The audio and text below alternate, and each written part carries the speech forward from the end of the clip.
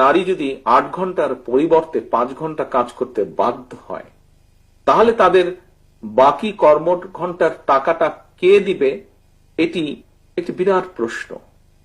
মারা 5 ঘন্টা কাজ করে 8 ঘন্টার বেতন পাবেন ইনশাআল্লাহ। তবে সেই 3 ঘন্টার বেতন শিল্প মালিকদেরকে দিতে হবে না, এটা দিতে বাধ্য থাকবে সরকার। বলবেন ঠিক আছে, বেতন না হয়ে দিলেন, 3 ঘন্টা যে খালি হয়ে গেল, সেই কাজের গ্যাপ কিভাবে পূরণ হবে? দুনিয়ার বহু দেশে পার্ট টাইম সরকারি জব আছে। অনেক মহিলা 8 ঘন্টা সময় দিতে পারবে না, বাসার বাইরে তার বাচ্চা আছে, সংসার আছে, এই জন্য জব ছেড়ে দেয়।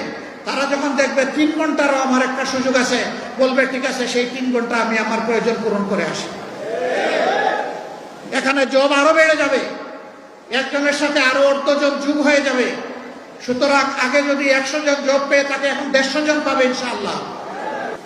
যদি কোনো শিল্প, কোনো ইন্ডাস্ট্রি মহিলাদেরকে কাজে নিতে না চায়, সরকার নীতিমালা করে দেবে যে এতটুকু নিতে হবে। কেউ যদি না আসে, পুরুষ দিয়ে পূরণ করে, অসুবিধা নেই। আবার মহিলাদের মাঝে, নারীদের মাঝে কেউ যদি বলেন যে আমি 8 ঘন্টা কাজ করেই 8 ঘন্টার বেতন নিতে চাই, তাকে সম্মানিত করা হবে বাড়তি ইনশাআল্লাহ।